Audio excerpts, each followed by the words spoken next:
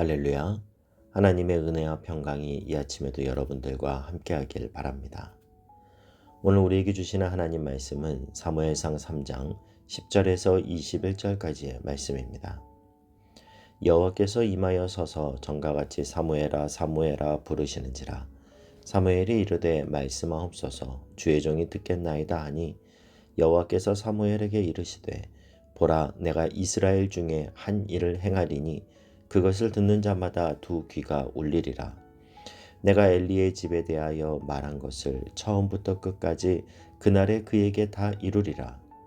내가 그의 집을 영원토록 심판하겠고 그에게 말한 것은 그가 아는 죄악 때문이니 이는 그가 자기의 아들들이 저주를 자청하되 금하지 아니하였음이니라. 그러므로 내가 엘리의 집에 대하여 맹세하기를 엘리 집의 죄악은 제물로나 예물로나 영원히 속죄함을 받지 못하리라 하였노라 하셨더라.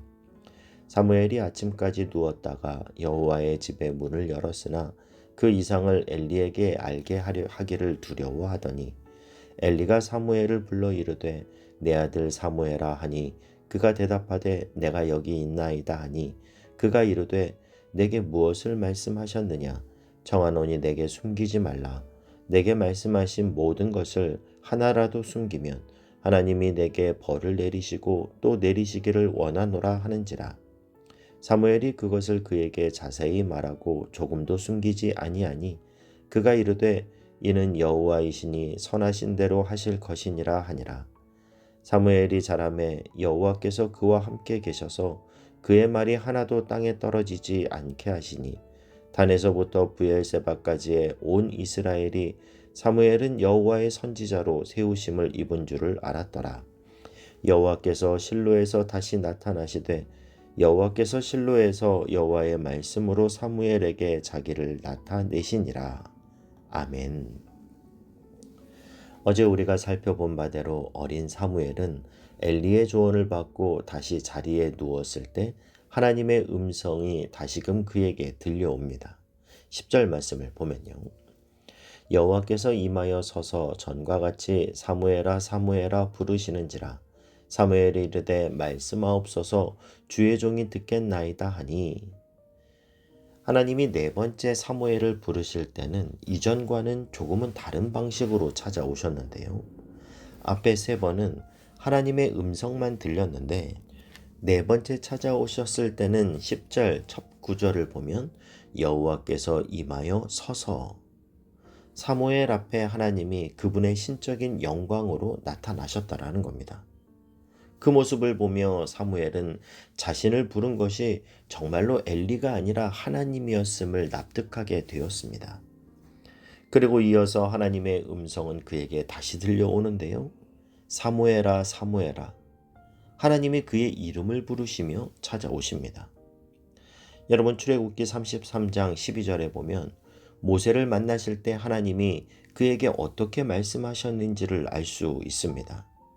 주께서 전에 말씀하시기를 나는 이름으로도 너를 알고 너도 내 앞에 은총을 입었다 하셨사온즉 하나님은 아브라함을 부르실 때도 아브라함아 부르셨고 주님이 바울을 부르실 때도 사울아 사울아 그의 이름을 부르시며 찾아오셨고 오늘 사무엘을 찾아오셨을 때도 사무엘아 사무엘아 그의 이름을 부르시며 찾아오셨습니다.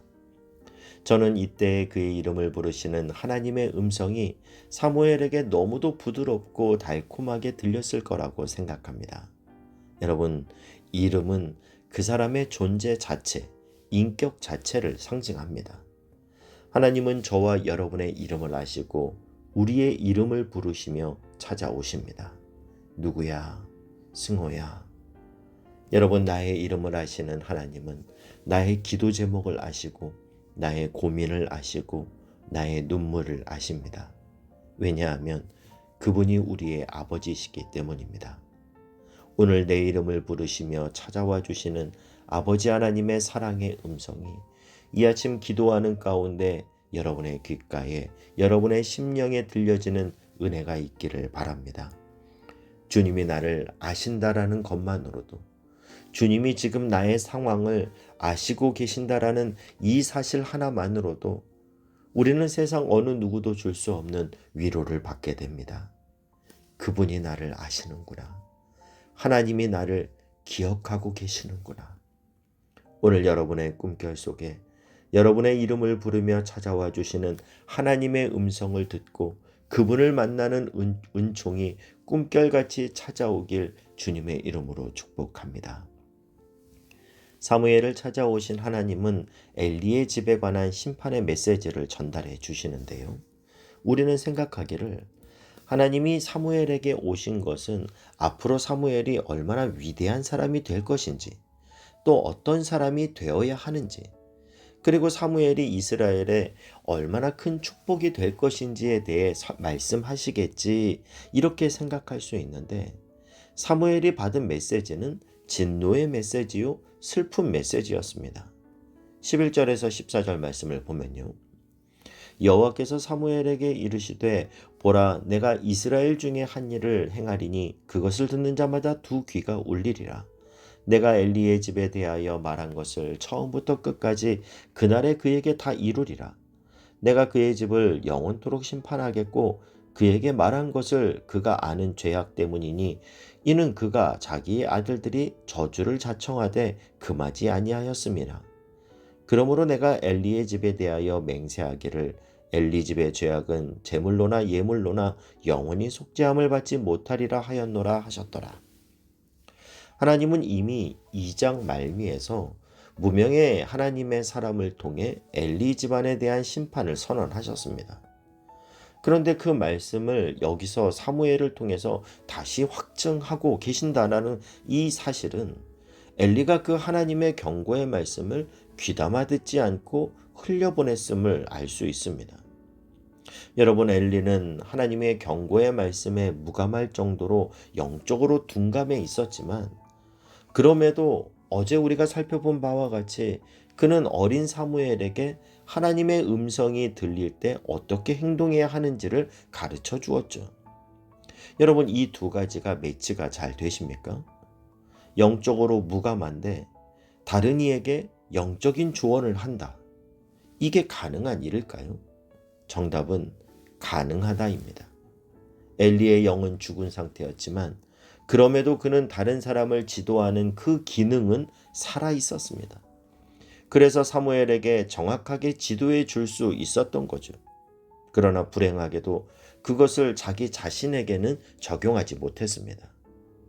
저는 오늘 이 말씀 앞에서 두려움을 느끼고 영혼의 옷깃을 여밉니다. 여러분, 우리에게 혹시 이런 모습은 없을까요? 엘리 제사장과 같이 영적으로 무디어져서 자기를 볼 줄 모르는 상태. 그러면서도 남들에게 조언하고 가르치기를 좋아하는 모습이요. 여러분, 저를 포함해서 우리는 이것을 놓고 기도해야 합니다. 우리가 여러 가지 직분으로 교회 안에서 좋은 가르침을 베풀고 선한 영향력을 끼치고 있다 해도 그것이 나의 영혼의 상태를 말해주는 것은 아닙니다. 우리는 이것을 두려워해야 합니다. 그리고 그 두려운 마음으로 하나님 앞에서 우리의 영적 상태를 늘 점검해야 합니다. 하나님 보시기에 내게는 엘리와 같은 모습은 없는가? 자녀를 양육하는 부모로서 내게는 엘리와 같은 둔감함은 없는가? 영적으로 무너진 상태이면서 다른 사람을 가르치고 판단하는 기능만 살아있는 건 아닌가? 여러분, 우리가 영적으로 민감해지기 위해서 해야 할 것은 단 하나입니다. 바로 십자가 앞으로 나가는 것입니다. 십자가 가까이 나아가는 것, 십자가 앞에서 나를 조명하는 것, 예수 그리스도의 십자가를 더 사랑하는 삶입니다. 그래서 엘리와 같이 하나님의 경고에 무감각한 자가 아니라 이 시대를 향한 하나님의 마음을 아는 영적으로 깨어있는 하나님의 사람들이 되실 수 있길 주님의 이름으로 축복합니다. 하나님으로부터 엘리 집안의 심판과 몰락의 내용을 들은 사무엘은 얼마나 두려웠겠습니까? 이런 이야기를 엘리에게 정직하게 말할 수 있었을까요? 15절에서 18절 말씀을 보면요. 사무엘이 아침까지 누웠다가 여호와의 집의 문을 열었으나 그 이상을 엘리에게 알게 하기를 두려워하더니 엘리가 사무엘을 불러 이르되 내 아들 사무엘아 하니 그가 대답하되 내가 여기 있나이다 하니 그가 이르되 내게 무엇을 말씀하셨느냐 정하노니 내게 숨기지 말라. 내게 말씀하신 모든 것을 하나라도 숨기면 하나님이 내게 벌을 내리시고 또 내리시기를 원하노라 하는지라. 사무엘이 그것을 그에게 자세히 말하고 조금도 숨기지 아니하니 그가 이르되 이는 여호와이시니 선하신 대로 하실 것이니라 하니라. 사무엘이 엘리에게 하나님의 말씀을 전하는 것을 주저합니다. 만일 사무엘이 그 메시지를 들고 엘리에게 즉각 달려갔다면 그것은 마치 그가 재앙의 날이 속히 오기를 열망하고 엘리의 집이 무너진 그 터 위에 자신의 집을 속히 세우기를 바라는 것처럼 그렇게 보였을지도 모릅니다. 사무엘의 머뭇거림을 눈치챈 엘리는 내게 숨기지 말고 말하라고 그렇게 말하죠. 그러자 마침내 사무엘이 자신이 받은 메시지를 그대로 엘리에게 전달합니다. 여러분, 사실 이 메시지는 엘리가 직접 들어야 했던 메시지였죠. 그런데 당시 영적으로 대표자인 이 엘리가 어린 사무엘로부터 하나님의 메시지를 전해 듣고 있는 이 모습이요. 이 모습은 이미 그 시대의 영적인 리더십이 바뀌었다라는 것을 우리에게 보여주고 있습니다. 하나님의 말씀을 듣는 자에게 영적인 리더십이 주어집니다. 저는 저와 여러분이 말씀하시는 하나님의 음성을 들을 수 있는 영적인 귀가 열리고 영적인 민감성이 회복될 수 있기를 바랍니다. 또한 우리 교회가 하나님의 말씀을 듣고 전하는 하나님의 말씀의 주도권을 가진 교회가 되기를 소원합니다. 그러기 위해 교회를 이루고 있는 저와 여러분에게 오늘 내가 먹은 말씀, 오늘 내가 들은 말씀, 오늘 내가 본 말씀, 오늘 내게 열린 말씀이 있어야 합니다. 그럴 때 우리는, 그리고 우리 교회는 이 시대 앞에 하나님의 말씀의 나팔수로 거룩하게 쓰임받는 성도, 거룩하게 쓰임받는 교회가 될 줄로 믿습니다. 마지막 19절에서 21절 말씀을 보면요. 사무엘이 자라매 여호와께서 그와 함께 계셔서 그의 말이 하나도 땅에 떨어지지 않게 하시니 단에서부터 브엘세바까지의 온 이스라엘이 사무엘이 여호와의 선지자로 세우심을 입은 줄을 알았더라. 여호와께서 실로에서 다시 나타나시되 여호와께서 실로에서 여호와의 말씀으로 사무엘에게 자기를 나타내시니라. 하나님은 사무엘이 그 시대 공동체 사람들에게 신뢰를 받게 하셨고 견고한 공동체 일원으로서 인정을 받게 하셨습니다. 그리고 단에서부터 브엘세바까지라는 말은 이스라엘 전체를 통칭하는, 우리로 하면 할라에서 백두까지 이런 표현과 같습니다. 이스라엘 전역에서 사무엘이 여호와의 선지자로 세우심을 입은 줄을 알았다라고 말씀하죠. 저는 저와 여러분이, 그리고 우리의 자녀들의 입술에 하나님이 주시는 권세가 있기를 바라고 하나님 앞에 존귀히 여김을 받는 하나님의 사람들이 될 수 있기를 축복합니다. 그래서 칠흑처럼 어두운 이 시대를 밝히고 방황하는 영혼들을 주께로, 생명의 주께로 인도하는 하나님의 말씀으로 오늘도 세워지길 주님의 이름으로 축복합니다. 기도하겠습니다. 사랑하는 하나님, 나의 이름을 아시고 나의 모든 것을 아시는 주님이 계시기에 다시 힘을 얻으며 다시 일어섭니다. 하나님만이 나의 힘이시고 내 영혼의 목자이십니다. 오늘도 십자가 앞으로 우리를 인도해 주셔서 내 영혼을 정결하게 하시고 그 안에서 하나님의 말씀을 먹고 듣고 보고 열려지게 하여 주셔서 이 시대 앞에 거룩하게 쓰임받는 나와 우리 가정, 우리 교회 되게 하여 주시옵소서.